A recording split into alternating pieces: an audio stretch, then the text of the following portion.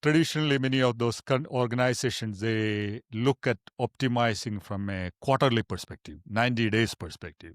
They don't look at externalizing. They externalize everything from all those long-term costs, and it's mostly a quarterly capitalism perspective, over this part of the world. And in your part of the world, it's also traditionally looking at, they're looking at it from a transactional sprint perspective. Versus my book, The Gods Must Be Crazy, I'm proposing, rather than looking at the quarterly 90 days perspective, we need to look at the 90 years, century perspective, especially what the China is doing it.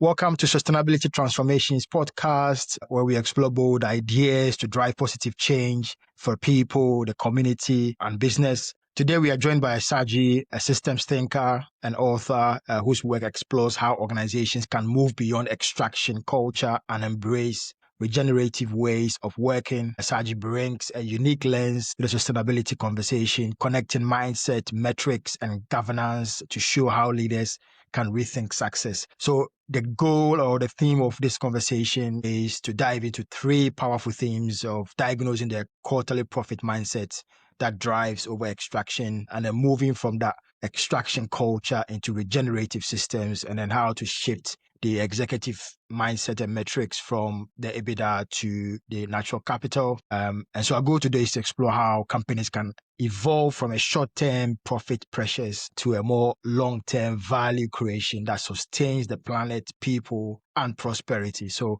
Saji, thank you so much for joining. What first drew you to examine the culture of that short-term profits and how they link to over extraction? Thank you, Dr. Enock. First of all, it's truly an honor to be. I'm a big fan of your podcast. Thank you. I was, this is the 50th one, am I right? And so it's truly honored to be the 50th guy.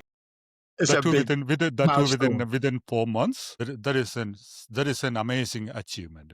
This is what you're doing is I'm in the renewable space, for pretty close to over a decade, starting with some of those, the pioneering in the Sun Edison, with right now with till recently with one of the largest renewable organization, or the second largest alternate investment management firm in this part of the world. And under that one, the smallest portfolio is the renewable space. But I happen to be not in the operational side, more into the financial engineering side of, So some of this I'm sharing over here. I don't want to, based on some of that kind of experience, more from the financial engineering side. I rather put it in from the Gods Must Be Crazy from my book perspective. I'm writing more about the hunter economy, and I'm proposing what you're proposing, the regenerative and farmer kind of, the long-term sustainable solution. That is the topic of this discussion. So it is, we need to look at we need to tend the soil. We need to look at this as a farmer, as a regenerative farmer. We need to look at the soil. We need to look at the ecosystem, which include the people, the communities around it, and the nature itself, rather than looking at a very short-term mentality of hunter mentality, where you're taking a look at it from very short-term, rather than looking at the next kill. Typically, in the hunter kind of mindset, in the financial engineering or that kind of mindset, it is especially in the West, over this part of we're including in your part of the world too, whether it is in the Wall Street or in or London, the financial street. Traditionally, many of those organizations, they look at optimizing from a quarterly perspective, 90 days perspective.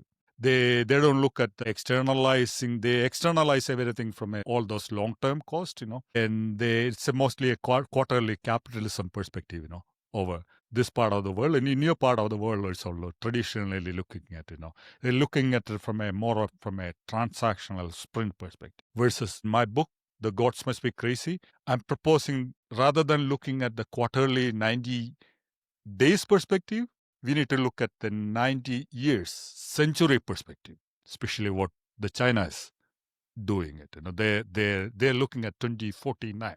The sentinel perspective that they're looking at. And you need to internalize the health of the whole ecosystem, the topic which you are going to discuss about, the whole regenerative system, we need to look at from a farmer perspective. So we need to, rather than looking at from a transactional sprint perspective, we need to look at it. This is a multi-generational marathon perspective, not the short-term sprint perspective. And we need to bring both of them, the hunter and the farmer. They can, in short term, especially the hunter, they can bring deliver the high performance from the quarterly perspective, but they may not survive the desert. They may not, or drought. They may not even survive like the economic tsunami what we experienced in 2008. Many of them went bust. In the COVID kind of scenario, many of those things, may not survive. So yeah, let's get into the details of the regenerative. How we are going to address it. Yeah. Is there a cultural intrusion, or is there a filtration of maybe the Chinese culture or the culture of the environment, which has led into the culture or the mindset of the just short-term profit making? The culture wise, but if you look at it back in in my book, I'm referencing to the Roosevelts. The Roosevelts is Theodore Roosevelt in Yeah, the American early president Theodore, yeah. 1900s, and mid 20 or 1930s onwards. Yeah. DR, those Roosevelts, they were, in a way, I put it in a farmer, as a farmer. They were looking at it from the long term, like the Theodore Roosevelt is the person, he is the reason for all the national parks in this part of the world. Especially, he was an explorer. Unfortunately, he passed away in a very young age. He passed away in the Amazonian forest. So they were looking at it from a long-term perspective, narrative. But lately, especially since 1980s onwards, fortunately, we got in the habit of the cowboy culture, very looking at the hunter culture. Lately, especially with the way I think the Saber and Sox, some of the latelys without some of those changes, they're looking at it from they incentivize, it's again part of the pack problem also. There's a lot of special interest groups over in this part of the world. So they were looking at many of those things from the financial engineering perspective, especially the stock buyback and that kind of everything. The focus shifted, and the activists, especially the financial activists over here, and the private equity kind of players, with all those pressures, they, especially our senior level executives in the organization, the CEOs and the CFOs, they looked at from a very short term perspective, and that you need to also look at the culture over here. The average tenure in this with the CEOs and CFOs, typically they last anywhere from 2 years to 5 years. That's a tenure. Within that time, within the honeymoon period itself, the mandate is to boost the share price, the earnings per share, and they're also paid. Their salaries, like typically in the, like you and I, when we are in the typically in the organization, our base pay is and the bonus is typically maybe 15 or 20%, depending on the, again, organization, how the organization. But in this kind of typically the senior level executives, their base pay is relatively low. They're incentivized to do the earnings per share, how the stock performance. That is the way they are rewarded as a result. They're looking at from the financial engineering perspective to bring the earnings per share up. That is, unfortunately, it is. I don't want to predict again. This part of the world is in a cowboy culture, but lately, especially the cowboy culture, especially got into the financial side, especially with the lately, since 1980 or 2000s onwards. The ecological cost, the environmental cost, Mhm.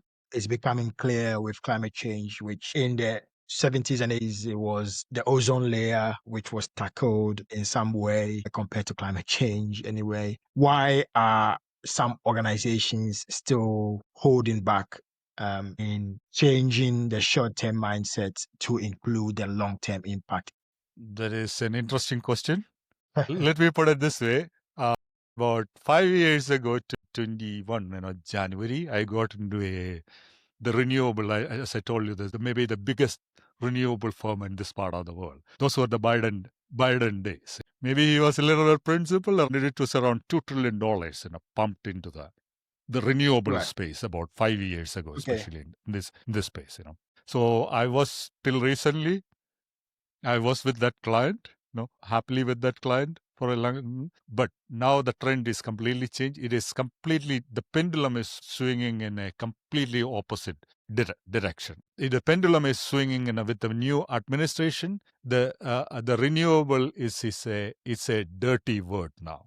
Yeah, unfortunately, you need to look at who is funding all those elections. Like again, what lobby is funding, the new administration and all those things. We need to again, people are over here. It's again take it tradition. It's not just a business alone. A whole system, including our electoral systems, funded by the very short-term interests, funded by, in a way, it is they're doing it's not just a corporate self-cannibalism. In a way, we are cannibalizing the whole population. Again, if you look at it, especially this is a season of, if you go to the Florida and the East Coast, this is the hurricane season. We were hit by the calamity of our calamity, but at the end of the day, so this is those kind of external costs, they don't really immediately hit into the balance sheet, but it affects. But nobody want to take a look at it, that kind of, and again, you need to look at which interest is, like the electoral class, or who is paying, funding all those things. So as a result, rather than saving the seeds, corn seeds, for harvesting for for the next season. Unfortunately, we tend to, because many of this, considering the electoral cycle over here, 2.5 years, every 2 years, we tend to have the midterm or the presidential election over in this part of the world. So the horizon is typically 2 years. So they don't want to wait till save the seed for the next harvest, because there's someone else going to be there. The people tend to look at very short term. And as a result, it's not the one example which you gave me is more from the CPG or whatever, like the produce oriented company. And if you take a look at it, let's take a look at the Boeing itself. They spend around $43 trillion on their stock buyback. That as a result, they didn't have enough money to spend on engineering department, on the research and development side, or they cut it to the bone. As a result, ended up in 2 fatal crashes, around over 300 people dying, and the company itself going pretty much under the U.S. government, saved them. So unfortunately, that is we are looking at, if you take a look at it, many of those like the COVID or 2008 financial crisis. So all those things expose, this kind of scenario. Now again, over this part of the world around, I think the good percentage of the companies are owned by the private equity. Typically, traditionally the private equity, like they saddle with the debt. And with the interest rate going up, many of those companies over, in the New York part of the world is also the private equity plays a big role. Many of them are sitting on a huge debt and huge interest rate loans. So many of those companies, especially the banking sector, they're the zombie companies. And, like the 2008 economic tsunami or the COVID kind of crisis is going to, you'll see who is swimming naked at that time, at that kind of environment. So what would you define regenerative systems in a corporate context? In a corporate context, a generative system means coming up with a farmer mentality rather than with a cowboy hunter mentality. Looking at from again, as I mentioned, traditionally with this hunter kind of mentality, they don't take care of the soil, they don't take care of the ecosystem, that include the people, the nature, and the communities they belongs to. As a result, when this kind of disasters hit, whether it's a COVID or 2008 economy, it exposed in that kind of scenario. But there are exceptions. I can give you some good example on being a good regenerative. Yeah, sure. Or the harvest kind of, again, the Toyota, one of the best example. Okay. Especially in 2011, when they were hit by the tsunami. That is when they shifted. Till then, if you look at the many of those, if you're an MBA, a management student, or the many of those, you can see the just in time, still preached as, the business, like the taught in the total quality management, the just in time is, still preached in the management business schools. But they switched to their system to just in case. They built around, again, the farmer kind of regenerative kind of mentality. So they rather than waiting from the hunter mentality of just barely saving, looking from hunter, kill to kill, they started looking from a perspective rather than saving for the winter. That's it. Another example may be the Patagonia. I think in your part of the world also, they take care of the earth.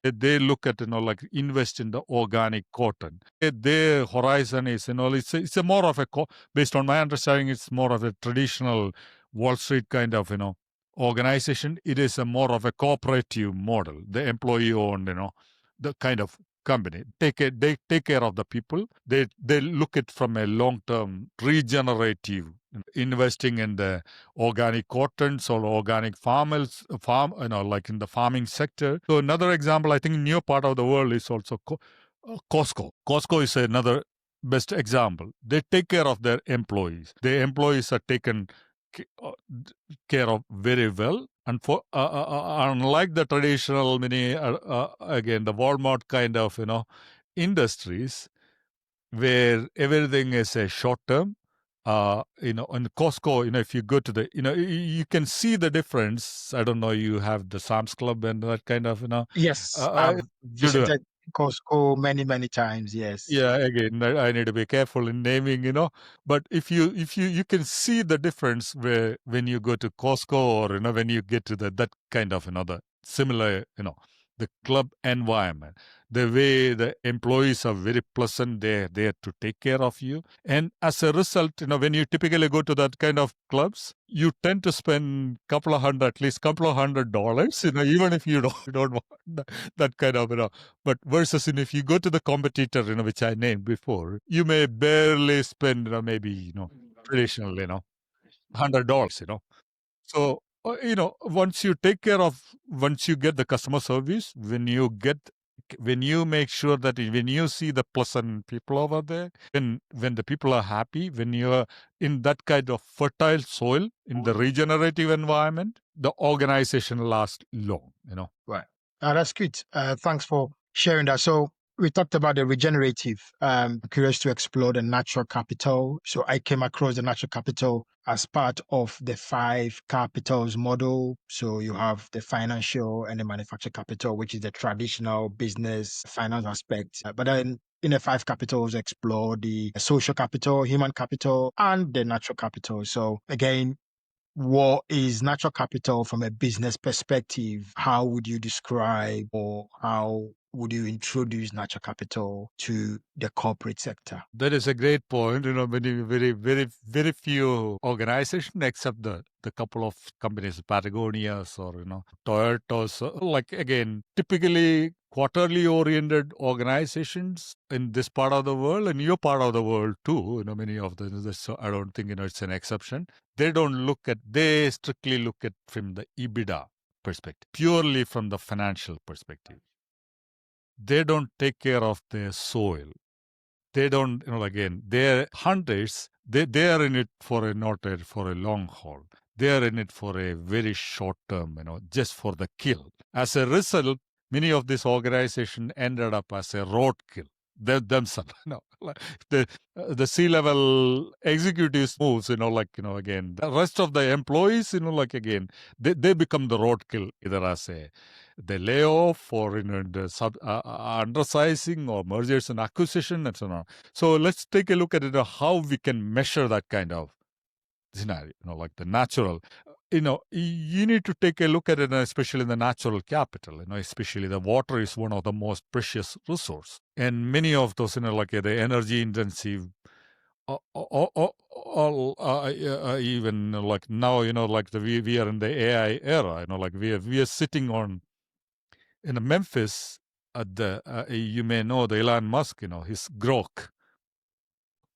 The biggest computer center, as I think even today, I think the biggest AI computer center is based out of Memphis. Do you know why he chose Memphis?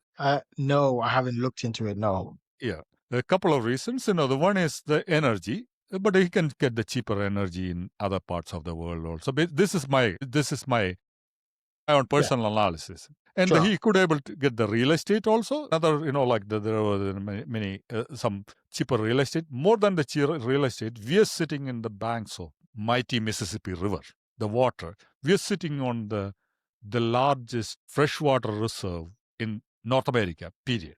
At least in US, we are sitting on the data centers consume lot of water, so we can't get the water from the cheap water from anywhere else. And again, this is but that kind of cost, it is not captured in the natural, the water availability and all those things. Like the natural, again, the electricity is also cheap. This is not captured anywhere typically in the balance sheet. Another aspect is the human capital. That is also traditionally captured in it is treated as traditionally many of those organizations it is treated as a cost center traditionally, but you need to look at it again. When you're looking at it again, the Toyotas of the organization, they invest in the people. They typically join the organization and they retire in the organization. They're in it they take care of the people. They spend on their training and they take care of the people. As the cost, as another example I mentioned. It's not just healthcare. They train the people. So another aspect is about the social capital.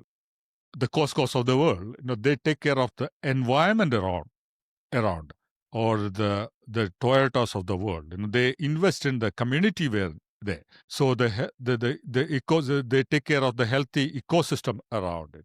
The financial part is traditional again, and the hunter kind of mentality that comes on the top. But in the Costco's kind of the world, or the Patagonia's kind of the numbers, the EBITDA comes, especially with the Patagonia's kind of the last. They measure, they take care of the soil. They make sure that they're harvesting not just for they don't eat the seed first of all. They keep the seeds for the long term harvesting. That's such a very good example where I like giving examples that people can relate with and is current. And the Grok example shows clearly how the water availability or proximity may not show, correct me if I'm wrong, that may not show in the EBITDA, isn't it? If I may look at it, next water, I think the solid one of the James Bond movie, it's just, I think maybe a decade ago, it was about the water wars. The water is the most scarce commodity in many parts of Arizona, and like many even in this part of the world also. The Memphis is sitting on the biggest freshwater reserve in the world, but unfortunately nobody recognizes that kind of precious resources till we lose that kind of sources. It's completely underappreciated. Your book, can you give us 3 actionable advice or hints or steps or tools or recommendations you can give based on these discussions as a takeaway for the listener? Maybe again, this kind of scenario, you need to look at every customer specific, which organization specific. There is no traditional. Again, I'm coming from the management consulting background. traditionally we put everything in a cookie cutter, so that is maybe the biggest, that is not the right way. In my perspective, again, the God specific crazy, my book perspective, that is not the right way to approach it. But overall, in the broader term, I can give a couple of different, 2-3 different solution. We need to, along with, along with, again, traditionally, most of these organizations are measured in terms of EBITDA, it's especially the CFOs and the CEOs, the C-level executives. But they need to keep a second ledger. They need to keep a ledger which addresses some of the points which you're addressing, the healthcare issues. When you hit with the economic tsunami like the 2008, or when you hit with the COVID kind of crisis, we're living in a new normal. You don't know what kind of the scenario. We are living in a very fragile environment. Look at the tariff issues and all those geopolitical issues happening. Pretty soon we can have a major crisis out of. Go forward, it's not going to happen. Like the Taiwan is just 100 miles away from the Chinese mainland. If it is hit with a embargo or anything, 90% of the chips are coming from that part of the. What's going to happen to the whole electronic industry? What is going to happen to the whole automotive industry? So you need to look at from the perspective of something happens to the drought or the water issues. You need to plan for that kind of health related. You can see when somebody is swimming naked when the tide goes out. And I'm borrowing from the Warren Buffett. Warren Buffett, yes. So you need to rather than the EBITDA and the financials, they put only they throw everything under the closet. All the skeletons under the closet. You need to expose some of those things. You need to keep a second ledger, identifying some of those, the major risk factors in a second ledger. What is going to be the scenario? How you're going to address the healthcare calamity or some of those risk, geopolitical risk factors. That's one aspect. So that you need to identify in a 1 to 4 weeks time frame. If I'm wearing my management consultant's hat. Traditionally we don't get that long horizon in many of in this kind of you need to 1 to 4 weeks. And if somebody is bringing me, I take a look at it. What are your key 5 risk factors identified? In the next phase, if they accept that kind of proposal, in the next phase, I come out with a regenerative pilot proposal. Next, maybe 5 to 8 weeks time frame. I identify, rather than going for the big bang approach on the whole organization, again, that's expensive, focus on a couple of the business units, or maybe one facility or one product line. So address one key supplier, or in your case in the health, the care kind of the one scenario. Then we build a relatively smaller team, do a conference room pilot in that kind of environment, and come out with we run that. Then once they see the value, the organization see the value in that one, then get into the buy-in. Once we get the buy-in from the senior level executives, then we get into the full-blown the next phase of even then I go in a phase, this kind of scenario, then we need to identify the key areas, we go for the next pilot, next conference room pilot. Take the hybrid agile kind of, this kind of approach, So in short, again, 3 actionable items. The first one is, identify the second ledger, which is not visible on the traditional financial ledger. The second, your risk ledger. Identify the key points in the risk ledger in the short term, 1 to 4 weeks. And once they see the value, the senior ledger, then go for the conference room pilot on regenerative pilot on one of those scenario, one of those business unit, or one of the product line, or one of the facility, or and the third phase, once I see the the value in that project, once we are successful, then go with the next conference room pilot, but take a much larger project. That is approach I propose. Actionable Yeah, steps I propose. that's good. So what is your parting message, Saji, for the listeners? Now that you've given the recommendations, what is your final thought for the listeners, please? My final thought, especially with the geopolitical challenges which we are having, especially in Europe. Fortunately, in this part of the world, we have relatively two weak neighbors surrounded by the other side, two sides surrounded by oceans, and we are in a way we are in energy exporting. Like again, even then there are a lot of challenges. Going to come from east, especially from the Middle Kingdom. We're going to have a lot of challenges, especially for Europeans and the rest of the world. Also, we're not lucky as the energy with the energy resources, self-sustaining. Resources. Don't be a roadkill. Don't wait till the tide goes out, till you see who is swimming naked. So identify your skeletons in your closet before it is too late. Identify your risk factors. Look at don't eat your own seeds. Hold that seeds for the next harvest, for planting for the next harvest. If you eat your corns, which is kept for harvest, you won't be there the next. If you're waiting for 100 to 100 mentality, you're waiting for the next kill, if something God forbid and a drought happens, or your next kill may not be there. So how are we going to survive? So don't be a roadkill. So try to look at a renaissance, from my bookish perspective, look at Rooseveltian Renaissance, be a farmer, look for a regenerative kind of, you take care of your soil, take care of your environment. Don't be a roadkill. That is. Thank you, Saji, for sharing such deep and practical insights. And to our listeners, thank you for joining us on this journey. If you found value in today's conversation, please subscribe, share this episode, and leave us a review. And your support really helps us bring in different great voices that show how sustainability can move from just ambition to accountable action. So, Saji, if listeners want to find more of your work or want to get in contact, what is the best contacts for you, please? Maybe the first, I want to thank you for being, I think, the 50th the guest in your amazing platform. You don't Thank see you. this kind of opportunity again.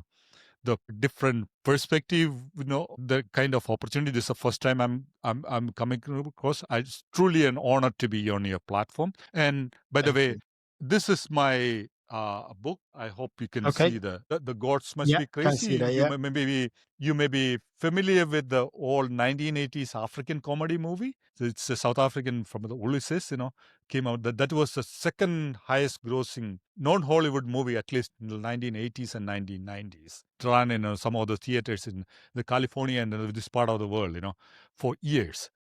So I adapted that book I'm from the southwestern side of India, the state called Kerala. That's where we affectionately call it as a God's own country. That is where, in short, for the sake of time, that is where that part of the world that's where the first communist government was democratically elected. From that land, from the cradle of communism, I wrote this. This is the second edition of the book. The first edition of the book I wrote back in 2020, in the thick of the COVID, during the 1.0.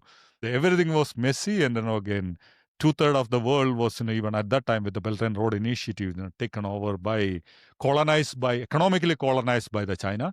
So in that scenario, I wrote this book. In short, this is a second edition with a 2.0 edition, and with all the tariff and the geopolitical, all the economic tsunami, all the low-level civil war going on in this part of the world. And in your part of the world is also politically, it's no different. So from that perspective, I wrote this book. And if you hope you find some of these discussions as, thought-provoking, you can find, right now this book is available only in Amazon. You can get it, including in the Amazon.uk. You can get it. You can search for the Gods Must Be Crazy 2.0 in the book section. You can find this book, or search with the Saji Madapat, or I use the Tiger Rider also, my earlier as a nickname and a pen name for this book. And they can also find me on LinkedIn. They can search with Saji Madapat. I do have another website, thayan.us. That way also they can contact. That's good. So I'll put the link of the Amazon book and your LinkedIn profile link in the description so the reader or the listener can click on access easily. So that's good. Thanks, Saji, If I once again. may, So this is when you put the ASIN number, because like I assume your audiences are from all around the world, am I right? If you okay. put the link, it may be limited to the US or the UK, or I assume the people all around. Mention the ASIN number. So with the ASIN number, they can search for in That's the good. in Yeah, the marketplace, and with the book title also, this is going to be pretty soon. It's already in the Ingram Spark. The Ingram Spark is the largest, the bookseller, print bookseller around the world. It's around already in 40-50 different platforms, and it is pretty soon. It is going to be on the Google and the Cobos. Pretty soon, it's going to be available in 50 different platforms in 200 different countries. And the very first edition I translated to 18 different languages. My plan is by the end of the year, professionally translating it. This is it's pretty close to around 200,000 words. It's one of the largest book in Amazon, period. With the number of words wise and the content wise. So pretty soon I'll be translating. It's going to take a little bit of time getting it scholarly, professionally translated. It's going to be available in all major languages in the world, which Amazon publishes. Thanks once again, Saji. This is Sustainability Transformations podcast, where we turn big ideas into real change. Until next time, keep pushing for transformation that lasts. Thank you so much.